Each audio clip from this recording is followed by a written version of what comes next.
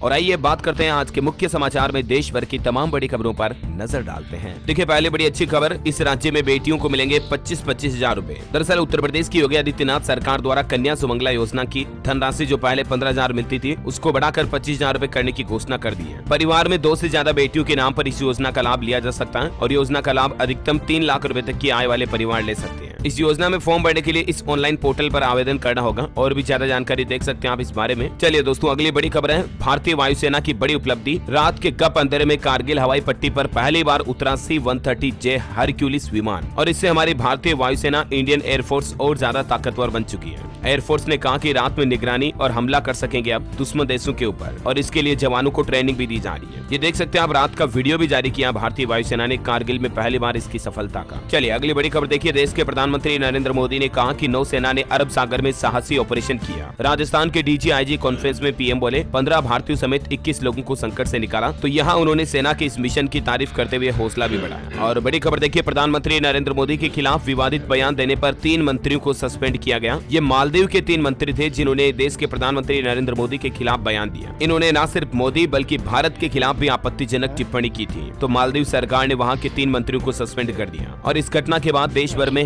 #Boycott Maldives भी trend कर रहा था और बॉलीवुड सेलिब्रिटीज भी लक्षद्वीप पर्यटन को बढ़ावा देने लगे। देखिए आप, मोदी के अपमान पर भड़का भारत, 3 मंत्री बर्खास्त हुए। सैकड़ों भारतीयों ने मालदीव के लिए टिकट बुकिंग भी रद्द करवा दी। वहाँ पर्यटक के तौर पर घूमने जाने वाले थे, लेकिन मालदीव नहीं जा रहे अब लोग बात। मालदीव मंत्रियों का PM मोदी पर आपत्तिजनक बयान, तो सपोर्ट में उतरे बॉलीवुड सेलिब्रिटीज भी। अक्षय कुमार बोले कि हम ये नफरत क्यों झेले। सलमान और श्रद्धा का भी सपोर्ट दिखाई दिया। ये देख सकते हैं बॉलीवुड सेलिब्रिटीज के द्वारा किए गए अलग अलग ट्वीट भी। चलिए अगली बड़ी खबर है दोस्तों, आज से हमारे देश के प्रधानमंत्री नरेंद्र मोदी 10 जनवरी तक गुजरात दौरे पर रहेंगे। यहाँ वाइब्रेंट गुजरात ग्लोबल समिट का उद्घाटन भी करेंगे और ग्लोबल फिनटेक लीडरशिप फोरम में व्यापार जगत के प्रमुख लोगों के साथ चर्चा भी करेंगे। वैसे आपको बता दूं, इस फोरम में देश दुनिया के कई बड़े बड़े दिग्गज उद्योगपति हिस्सा लेंगे। वाइब्रेंट समिट के लिए गुजरात की राजधानी को भी सजा दिया गया है। गांधीनगर की ये तस्वीरें आप देख सकते हैं। PM मोदी यहाँ 10 जनवरी को समिट का उद्घाटन करेंगे। 32 देशों के प्रतिनिधि आएंगे और ये समिट 10 से 12 जनवरी तक चलेगा। और इसके बाद फिर 13 तारीख को PM मोदी बिहार का दौरा करेंगे। यहाँ लोकसभा चुनाव अभियान का आगाज करेंगे। बिहार चंपारण के बेतिया में 13 जनवरी को पहली रैली करेंगे। फिर इसी दिन झारखंड भी जाएंगे। ये कुछ प्रधानमंत्री का शेड्यूल रहेगा। चलिए अगली बड़ी खबर देखिए, गुजरात में होगा एलोन मस्क और भारत का मेल मिलाप, तमिलनाडु से बिगड़ेगा टेस्ला का खेल। हाल ही में तमिलनाडु ग्लोबल इन्वेस्टर समिट में एक ऑटो कंपनी ने EV मैन्युफैक्चरिंग यूनिट लगाने का ऐलान किया है और बताया जा रहा है कि ये टेस्ला की बड़ी राइवल कंपनी मानी जा रही है। उस कंपनी का नाम विनफास्ट है। मैं आपको आगे डिटेल बताऊंगा पूरी जानकारी। फिलहाल देखिए अगली बड़ी खबर, ब्रिटेन के लिए 8 जनवरी को रवाना होंगे देश के रक्षा मंत्री राजनाथ सिंह। 22 साल में पहली बार कोई भारतीय रक्षा मंत्री ब्रिटेन के दौरे पर जा रहे हैं। आज से ही राजनाथ सिंह का ब्रिटेन दौरा शुरू होगा और वहाँ वो ब्रिटेन के प्रधानमंत्री ऋषि सुनक से भी मुलाकात करेंगे। अच्छा स्टूडेंट्स, छात्र छात्राओं के लिए महत्वपूर्ण अपडेट है। देश में 2 साल का स्पेशल BEd कोर्स बंद हो चुका है। अब 4 साल के कोर्स को ही मान्यता मिलेगी, यानी कि विद्यार्थियों को टीचर बनने के लिए अब 4 साल का स्पेशल BEd कोर्स करना पड़ेगा, तभी टीचर बन पाएंगे। भारतीय पुनर्वास परिषद RCI की तरफ से इसको लेकर एक नोटिस भी जारी किया गया। ये देख सकते हैं आप, करिकुलर भी। चलिए अगली बड़ी खबर है, अब हिमालय और माउंट एवरेस्ट भी फतह करेंगे होमगार्ड। पहल करने वाला देश का पहला राज्य बनेगा उत्तराखंड, जहां पहली बार होमगार्डों का दल पर्वतारोही दल बनेगा। चलिए अगली बड़ी अच्छी खबर देखिए, भारत के लिए दोस्तों, न्यूयॉर्क के टाइम्स स्क्वायर पर भी होगा राम मंदिर प्राण प्रतिष्ठा का लाइव प्रसारण। PM मोदी भी संबोधित करेंगे। न सिर्फ हमारे देश के अलग अलग राज्यों में लाइव टेलीकास्ट किया जाएगा, बल्कि रामलला की प्राण प्रतिष्ठा दुनिया भर के कई देशों में लाइव टेलीकास्ट होगी। Amazing right. और वहीं देखिए, असम के मुख्यमंत्री हेमंत बिश्व शर्मा ने भी 22 जनवरी को असम राज्य में ड्राई डे घोषित कर दिया है, यानी कि असम राज्य में 22 तारीख को शराब नहीं बिकेगी। और खबर देखिए दोस्तों, जो 22 तारीख नजदीक आ रही है, राम मंदिर के दर्शनार्थियों की संख्या दोगुनी चौगुनी 8 गुनी होती जा रही है। प्राण प्रतिष्ठा से पहले ही उमड़ने लगा देश और जन सैलाब, कई पैदल भी आ रहे हैं, अयोध्या जा रहे हैं। ये तस्वीरें आप देख सकते हैं। चलिए अगली बड़ी आपको एक सावधान करने वाली खबर बताता हूँ दोस्तों। अभी सर्दियों का सीजन चल रहा है, कई लोग रूम हीटर भी चलाते हैं। देखिए ये मामला है उत्तर प्रदेश के मुजफ्फरनगर जिले का, जहाँ रात भर कमरे में हीटर चलाकर छोड़ दिया तो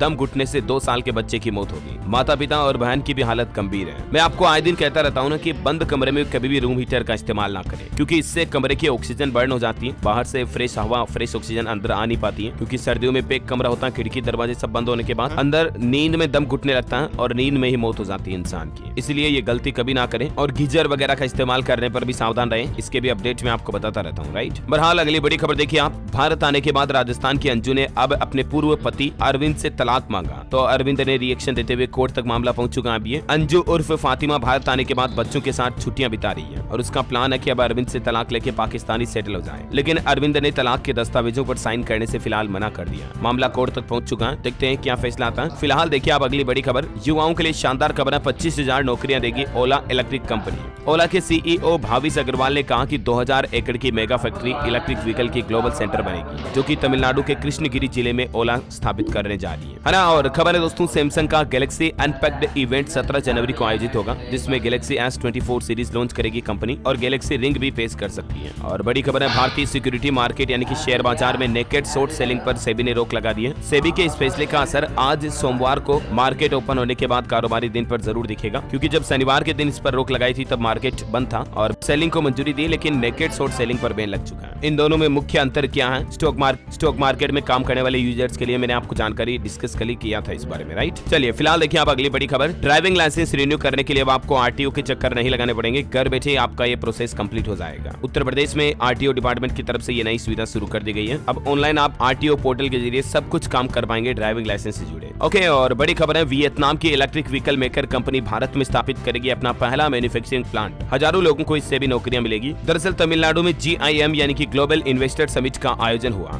जिसमें साल 2030 तक $1 ट्रिलियन इकोनॉमी बनाने का लक्ष्य भी रखा। देश के वाणिज्य मंत्री पीयूष गोयल ने केंद्र और राज्य सरकार की साझेदारी पर भी जोर दिया। और दोस्तों, तमिलनाडु के इसी GIS समिट में वियतनाम की इलेक्ट्रिक व्हीकल कंपनी ने भी भारत में मैन्युफैक्चरिंग प्लांट लगाने का फैसला किया। कंपनी का नाम है विनफास्ट, जो कि तमिलनाडु में अपना ये पहला प्लांट लगाएगी। टोटल 16,638 करोड़ रुपए का निवेश करेगी ये कंपनी, जिससे तकरीबन 3500 लोगों को नौकरियां मिलने की उम्मीद है। वैसे तमिलनाडु ग्लोबल इन्वेस्टर समिट में और भी कई बड़े निवेश के ऐलान हुए, जिनसे तकरीबन 20,000 नौकरियां पैदा होगी। टाटा इलेक्ट्रॉनिक्स ने भी तमिलनाडु के कृष्णगिरी जिले में एक एनक्लोजर मैन्युफैक्चरिंग और मोबाइल फोन असेंबली यूनिट के लिए 12,000 करोड़ का निवेश करने का प्लान बनाया है।